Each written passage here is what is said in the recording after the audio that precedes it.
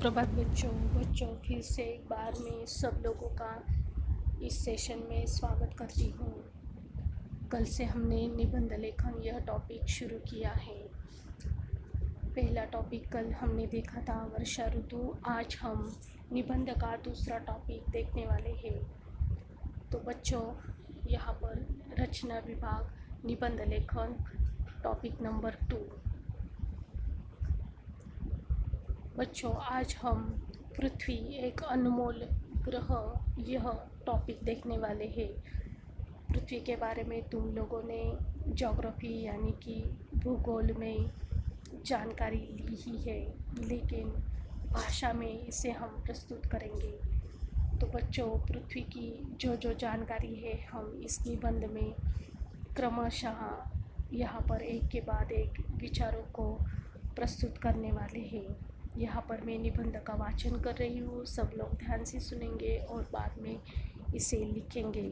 लेकिन पढ़ते समय पृथ्वी की जानकारी हम लोगों को ध्यान में भी लेनी है।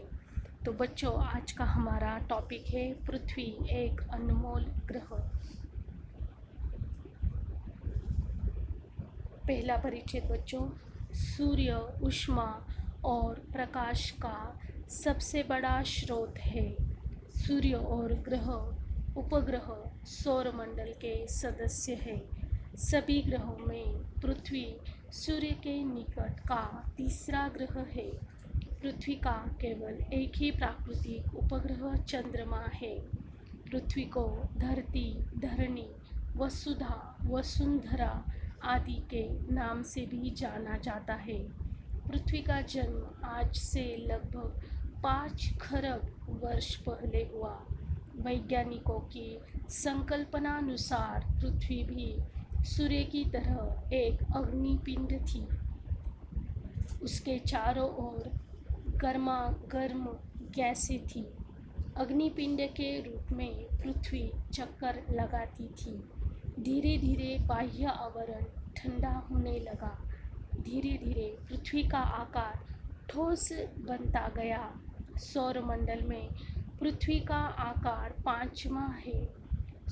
पृथ्वी सूर्य से हल्की है। सूर्य का व्यास पृथ्वी के 109 गुना बड़ा है।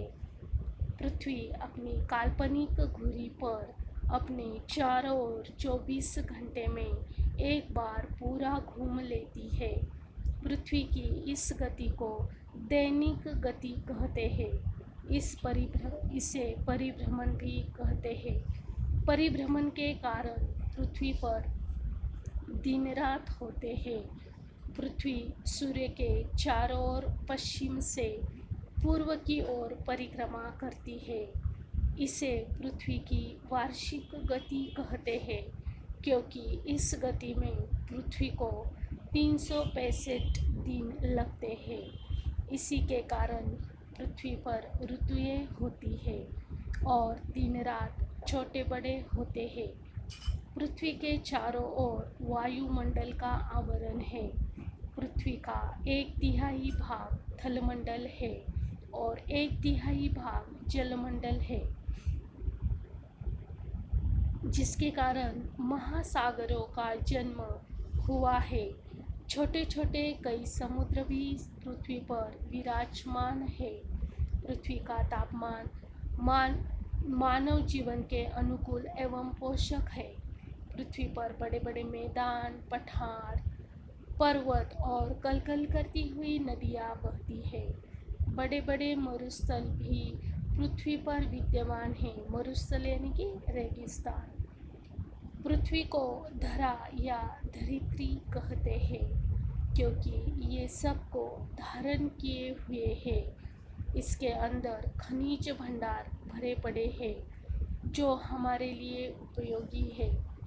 पृथ्वी पर वायु प्रदूषण, ध्वनि प्रदूषण तथा जल प्रदूषण अत्यधिक बढ़ चुका है। पृथ्वी सारी सृष्टि के लिए बनी है। पृथ्वी का जीवन भी मनुष्य पर आश्रित है। तो इस प्रकार बच्चों, हमने पृथ्वी की जानकारी ली। तुम लोग देख सकते हो कि इसका शुरुआत, मध्य और अंत हमने किस प्रकार किया।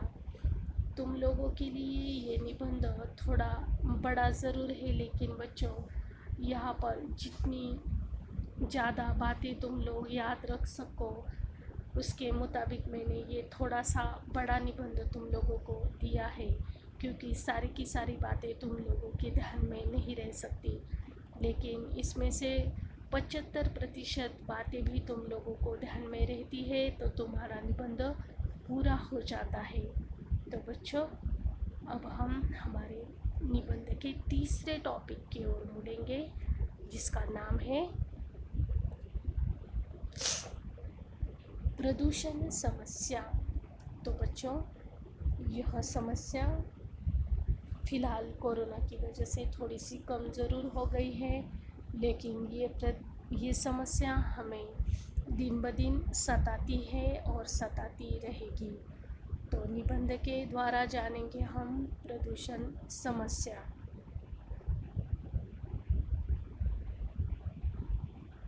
हमारा पर्यावरण स्वच्छ रहना चाहिए। वातावरण का प्रभाव हमारे स्वास्थ्य पर पड़ता है। जीवन में सुख प्राप्त करना हमारा परम लक्ष्य होता है। सुखी जीवन के लिए वैज्ञानिक प्रगति आधारशिला है। भौतिक सुख के साधन कारखानों के उत्पाद होते हैं। कारखानों एवं उद्योगों का विकास सारे विश्व में ही हो रहा है। जनसंख्या वृद्धि के कारण गांव, नगर और महानगरों के रूप बदलते जा रहे हैं। भोजन, वस्त्र, आवास समस्या हेतु हर जगह भूमि का अभाव हो चला है, जिसके कारण जंगलों की अंधाधुंध कटाई की जा रही है। उत्पादन एवं सुरक्षा आदि के लिए अनेक साधन उपलब्ध हो रहे हैं, जिसके कारण कारखानों एवं निर्माण कार्यों से वायु, जल एवं ध्वनि प्रदूषण का विस्तार दिन दूना रात चौगुना हो रहा है। प्रदूषण की समस्या भारत में ही नहीं है, बल्कि संपूर्ण विश्व इसकी चपेट में आ गया है। आवश्यकता की पूर्ति के लिए प्रकृति का संतुलन बिगड़ रहा है। प्रदूषण को मिटा सकना असंभव हो गया है। जन जागरण से इस समस्या का हल निकल सकता है। प्रकृति का स्वस्थ आवरण दूषित हो गया है, इसलिए सारी दुनिया को सचेत रहकर प्रदूषण को कम करने का प्रयास करना होगा। पहली प्रदूषण समस्या वायु प्रदूषण है। वायु प्रदूषण कल कारखानों एवं निर्माण कार्य के कारण होते हैं। धूल, धुआं से वायु प्रदूषित होती है। इससे श्वास संबंधी बीमारियां फैलती है। फेफड़े, आँखों पर विशेष असर पड़ता है। विषैले वातावरण से छुटकारा पाने के लिए कल कारखानों को बस्ती से दूर रखना चाहिए। कल कारखानों के दूषित जलमल निकलते हैं। घनी आबादी से गंदा जल भी नदी नालों में पहुंचता है, जिससे जल प्रदूषण फैल जा रहा है। मनुष्य, जानवरों तथा पक्षियों को शुद्ध पेयजल नहीं मिल पा रहा है। रासायनिक उर्वरक से जल प्रदूषण हो रहा है। पेचिश, पीलिया रोग से लोग मर रहे हैं। रेलगाड़ी, विमान, वाहन के हॉर्न, रेडियो, टीवी, लाउडस्पीकर से ध्वनि प्रदूषण भी फैलता रहता है, जिससे नाना प्रकार के रोग उत्पन्न हो रहे हैं। इससे तनाव, बहिरापन, रक्तचाप, मानसिक रोग पैदा हो रहे हैं। ये सारे प्रदूषण मानव जीवन के लिए गंभीर समस्या पैदा कर रहे हैं। अंत का पैराग्राफ बच्चों, प्रदूषण रोकना प्रत्येक नागरिक का नैतिक, सामाजिक और राष्ट्रीय कर्तव्य है। कल कारखानों को बस्ती से दूर रखें। दूषित जल को शुद्ध करके कृषि कार्य एवं निर्माण कार्य में उपयोग करें। वृक्षारोपण से शुद्ध ऑक्सीजन प्राप्त होगी। प्रदूषण समस्या पर काबू पाना ही होगा, अन्यथा हमारा जीवन सुरक्षित नहीं रह पाएगा। इस प्रकार बच्चों हमने 2 टॉपिक देखे निबंध में, पृथ्वी एक अनमोल ग्रह और प्रदूषण समस्या। तो बच्चों इन 2 टॉपिक को तुम लोगों को रचना विभाग में निबंध में पूर्ण करना है। इसी के साथ बच्चों आज का हमारा ये सेशन पूर्ण होता है।